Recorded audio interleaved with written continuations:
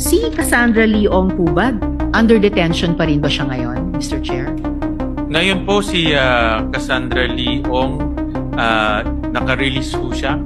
So hindi siya Paano po nangyari yun, Mr. Chair? Paanong nakapuslit? Yan ang tanong ngayon ng mga galit na netizens. Lumabas ang nakakagitlang detalye kung paano nakalabas ng bansa si Cassandra Leong, kinikilalang representative ng kontrobersyal na Pogo na Lucky South 99.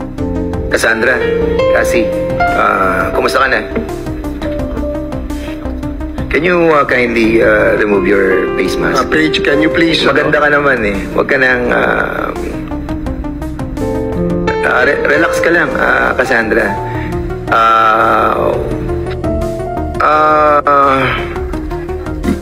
You remember the time that you texted me, di ba?